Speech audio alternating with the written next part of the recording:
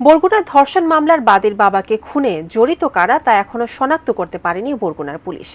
অবশ্য এই ঘটনায় বুধবার নিহতের স্ত্রী থানায় হত্যা মামলা দায়ের করেন। হত্যার ঘটনায় পুলিশ 4 জনকে জিজ্ঞাসাবাদের জন্য আটক করলেও 3 জনকে অপহরণ মামলায় গ্রেপ্তার দেখানো হয়। বরগুনা থেকে মাসুদ মিল্লার পাঠানো তথ্যচিত্রে মোহাম্মদ সোহাগ বিশ্বাসের রিপোর্ট।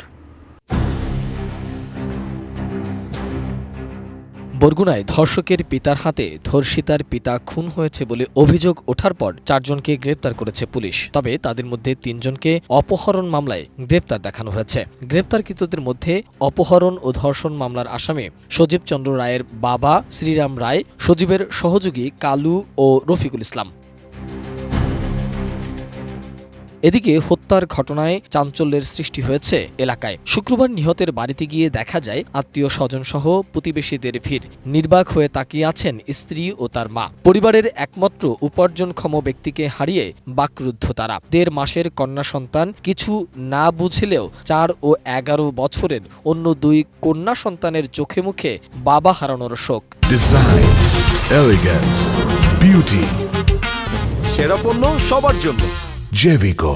আমি চাচ্ছি যে আমি একটা স্কুল ছাত্রী, আমার জীবন লেখাপড়া শেষ করে দিছে, আমার বাবারে শেষ করে দিছে, আমার পরিবারটা শেষ হয়ে গেছে। আমি এটা সঠিক বিচার চাই, ওদের ফাঁসি চাই। আমার বাবারা গেছে গলায় মাথাতে পলিথিন গলায় দিয়েছে আটকাইয়া, বিদেশি পলিথিন পুলিশেরা দেখছে। এরপর মোটা একটা শিশির ওষুধ 1 শিশির ওষুধ খাওয়াইছে। মগু সাপ্লাইতে কোনো জল নেছে, মুখিতে খুঁজে এই জলটা খাওয়াইছে। তো মগু ওই হালাইও ঠিক আছে, মাটি হয়ে গেল। আমার মেয়ে ধর্ষণ করছে সজীব নামে একটা ছেলে। যারা আমার এই স্বামীরে নিয়ে এই করছে, আমার মেয়ের এইরকম করছে, এগো যেন ফাঁসি হয়। আর আমি এই 3টা মেয়ে নিয়ে আমি কি খাবো, কি করব? আমার সংসার একদম ধ্বংস করে দিয়েছে। আচ্ছা আইসা এখানে আমরা ওই তাকে এখানে শোয়া অবস্থায় পাইছি, মানে মৃত্যু অবস্থায়। 4 জন গ্রেপ্তার করা হয়েছে রাত্রে।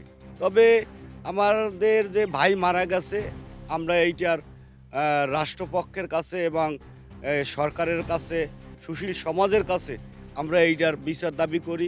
আইয়া ফোন দিয়েছে, বার ফোনটা এই জায়গায় বাজতে উঠছে ধারে। এখন আমি এবার ওই পর্যন্ত আসছি, বার ওহার মধ্যে আবার আমারে ফোন দিয়েছে, ওরে দিয়েই আমি ওর ফোনটা কাটিয়ে দিয়েছি। কাটিয়ে দেওয়ার পরে কয় দিদি আপনার ভাইয়ের ফোন ওই জায়গায় বাজতে আছে, ওই জায়গায় বাজতে আছে।